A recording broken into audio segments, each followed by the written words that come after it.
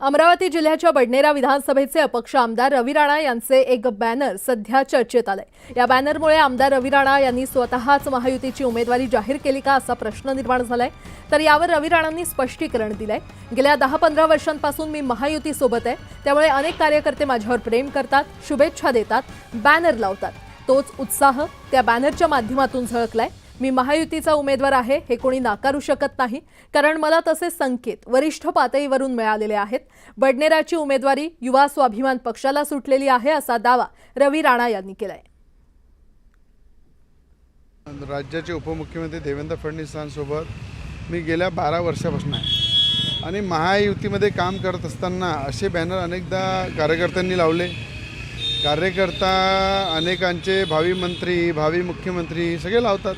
कार्यकर्त्यांमध्ये अतिउत्सुकता असते, आपुलकी असते आणि महायुतीच्याच कार्यकर्त्यांनी लावले आणि महायुतीचा उमेदवार आहे हे कोणी नाकारू शकत नाही, कारण की आज महायुतीसोबत असल्यानंतर त्या महायुतीसोबत जो आमदार आहे त्या आमदाराला ती सीट सुटणार आहे अशा प्रकारचे संकेत खऱ्या अर्थाने वरिष्ठ पातळीवर मिळालेले आहे। रत्नागिरी जिल्ह्यातील दापोली विधानसभा मतदारसंघातील खेडमध्ये युवा सेनेचा मेळावा पार पडला। या मेळाव्यातून आमदार योगेश कदम यांनी जोरदार शक्ती प्रदर्शन केलं। युवकांचं संघटन आपल्या पाठीशी असल्याचं या मेळाव्यातून योगेश कदम यांनी दाखवून दिलं। युवा सेना कुणाची जहागिरी नाही, युवा सैनिकांचा राजकीय फायद्यासाठी वापर होऊ देणार नाही। यापूर्वी आम्ही संघटन बांधायचं आणि कुणीतरी भाषणं करून श्रेय घेऊन जायचं अशी अप्रत्यक्ष टीका आमदार योगेश कदम यांनी आदित्य ठाकरेंवर केली आहे।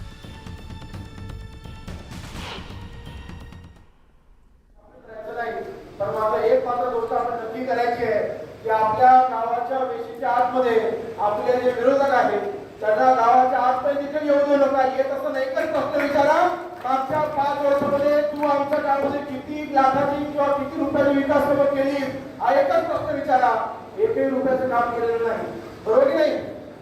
दाखवलं आपल्या उपाड्याच्या माणसांनी, आपल्या त्या लोकांनी मागच्या 5 वर्षाच्या काळामध्ये आपल्या तुम्ही ज्या ज्या गावामध्ये येतात त्या गावामध्ये किती लाखाची कामं केली हे दाखवावं। भेटही नव्हती। आज मुंबईमध्ये पण काम होतं, पुण्यात साहेब आले तरी माझी त्यांची भेट होते। आज एक सदिच्छा भेट होती, त्याच्यामध्ये राजकीय काही नव्हतं। लोकसभेची निवडणूक झाल्यानंतर भेटायचं राहिलं होतं, निवडणूक झाली, मंत्री झालो, पण साहेब माझ्यासाठी पुण्यात आले होते, सभा घेतली होती, म्हणून आज एक सदिच्छा भेट होती आणि ते नेहमीच भेटतो वरचेवर आम्ही, त्याच्यात राजकीय काही नव्हतं। सर, आज मनसेचे जे महत्वाचे पदाधिकारी आहेत 10 पदाधिकाऱ्यांसोबत विधानसभेच्या पार्श्वभूमीवरती स्वतः राजसाहेब चर्चा करणार आहेत आणि नेमकी आज आपली भेट या संदर्भात नाही, मी म्हणालो तसं ते त्यांचं रुटीनचं काम असेल। शेवटी निवडणूक आहेत, प्रत्येक नेते प्रत्येक संघटनेचे त्यांचे रोजच्या बैठका, त्यांचे हे सभा सुरू आहेत, कार्यक्रम। मला असं तर माझा त्याचा काही विषय नव्हता, की साहेबांना भेटायला आलतो, कारण माझे त्यांचे खूप जुने संबंध आहेत। एक सदिच्छा भेट होती, स्नेहपूर्ण भेट होती। सर, तुम्ही जुने संबंध म्हणताय, पण एकंदर पाहिलं गेलं तर विधानसभा निवडणुकीला सर्वात जास्त जागा मनसे लढणारा सांगताय। लोकसभा निवडणुकीत सपोर्ट त्या पक्षाचा अजेंडा असतो। शेवटी त्यांच्या विचारावरती त्यांच्या पक्षात म्हणून पक्ष म्हणून ते लढणार असतील। त्याचा निवडणुकीचा आणि माझ्या आजच्या भेटीचा काही संबंध नाही। गेल्या काही दिवसामध्ये विमानामध्ये बॉम्ब ठेवण्याच्या भरपूर धमकी येत आहेत, त्यामुळे प्रवाशांना मनच ताप होतोय, कंपन्यांचं नुकसान होतं, यावर कशा प्रकारे आणि लोकांना त्रास होतो। खरं आहे की गेले काही दिवस सातत्यानं देशातून विदेशातून असे अनेक मेसेजेस आणि फोन कॉल्स की ज्याच्यामधनं बॉम्ब थ्रेटचे सगळे विषय समोर येत आहेत, परंतु याच्यामध्ये अगदी मायक्रो लेव्हलला जाऊन आम्ही मॉनिटरिंग करतोय। आमची मिनिस्ट्री असेल, त्याच्यामध्ये विकास आणि आयबी आणि शिवाय आता पुन्हा एकदा रॉ संघटना या सगळ्यांच्या माध्यमातून एक चांगल्या प्रकारचं कोऑर्डिनेशन सुरू आहे। बहुतांशी जे काही मेसेजेस येतात ते हे विदेशातून जास्त येत आहेत आणि त्याच्यासाठी आमचं या सगळ्याच्या पार्श्वभूमी एकच आहे की प्राधान्य हे प्रवाशाला आहे, त्याच्या सुरक्षिततेला आहे आणि त्यामुळे सिक्युरिटी प्रोटोकॉल जे आहेत ते 100% आम्ही फॉलो करतोय। हे निष्पन्न होतं की खोटी अफवा आहे, हे खोटं आहे, पण तरी सुद्धा आम्ही प्रवाशाच्या सुरक्षिततेला प्राधान्य देतो। त्यामुळे जो सिक्युरिटी प्रोटोकॉल आहे तो 100% पाळला जातोय। त्यामुळे ज्या ज्या वेळेला ज्या ज्या ठिकाणी अशी अफवा येते, असे कॉल्स येत आहेत, मेसेज येतात, त्या ठिकाणी ही सगळी सिस्टीम आमची चालू आहे, काम करतोय। लवकरच हा विषय मार्गी लागेल। धन्यवाद। थँक्यू।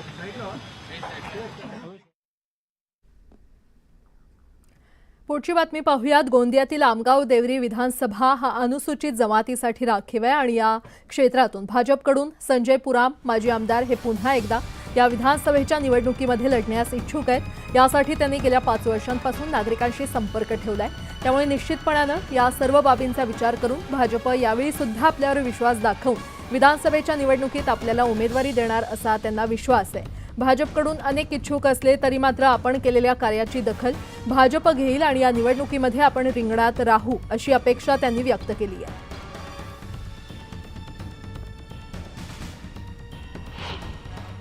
2019मध्ये निवडणूक हारल्यानंतर दुसऱ्याच दिवशी पायाला भिंगरी बांधून संपूर्ण विधानसभा पिंजून काढलेला आहे. अनेक कार्यक्रम, अनेक मेळावे, लाडली बहिणाचा मेळावा असेल, नमो चषक असेल, मेरी माटी मेरा देश असेल, सावरकर यात्रा असेल, सर्वसामान्यांचे भेटीगाठी असतील, असं पूर्ण आपण 5 वर्षामध्ये हा विधानसभा क्षेत्र पिंजून काढलेला आहोत. आणि त्याच्यामुळे भारतीय जनता पक्ष माझ्यावर विश्वास ठेवून मला ह्यावेळेस तिकीट देईल. आता एक मोठी बातमी. शिवसेना नेते उदय सामंत यांच्यासोबत भाजपचे तळ कोकणातले नेते माजी खासदार निलेश राणे हे वर्षा बंगल्यावर मुख्यमंत्री एकनाथ शिंदे यांची भेट घेण्यासाठी दाखल झालेले आहेत. निलेश राणे हे कुडाळ मालवण विधानसभा मतदारसंघातून निवडणूक लढवण्यास इच्छुक आहेत. तर कुडाळ मालवण विधानसभा मतदारसंघ हा शिवसेनेकडे असल्यामुळे निलेश राणे यांचा शिवसेनेमध्ये पक्षप्रवेश करून त्यांची उमेदवारी घोषित करण्यात येणार असल्याची सूत्रांकडून माहिती मिळते. मोठी घडामोड आपण पाहतोय. शिवसेना नेते उदय सामंत यांच्यासोबत भाजपचे तळ कोकणातले नेते माजी खासदार निलेश राणे हे सध्या वर्षा बंगल्यावर दाखल झालेले आहेत. मुख्यमंत्री एकनाथ शिंदे यांची भेट घेण्यासाठी ते तिथे पोहोचले. नाशिकच्या गोदावरीला या मोसमात पुन्हा एकदा सलग 6व्यांदा पूर आलाय. या पुराच्या पाण्यात एक कार अडकली होती. नाशिक जिल्ह्यामध्ये गेल्या 2 ते 3 दिवसांपासून मुसळधार पाऊस सुरू आहे आणि यामुळे गोदावरी नदी दुथडी भरून वाहते. नदी दुथडी भरून जळगावच्या अमळनेर विधानसभा मतदारसंघातून भाजपचे माजी आमदार शिरीष चौधरी अपक्ष निवडणूक लढवणार आहेत. ही निवडणूक ते राष्ट्रवादी काँग्रेस अजित पवार गटाचे मंत्री अनिल पाटील यांच्या विरोधात लढणार आहे. गेल्या वेळी भाजपच्या तिकिटावर निवडणूक लढलो हा अपघात होता. मात्र मूळ अपक्ष असल्यामुळे बंडखोरीचा विषय येत नाही असं शिरीष चौधरी यांनी म्हटलंय. विद्यमान मंत्र्यांविरोधात जनतेमध्ये प्रचंड रोष आणि आक्रोश आहे आणि त्यामुळेच मी अपक्ष उमेदवारी करत असल्याचं शिरीष चौधरी यांनी स्पष्ट केलंय.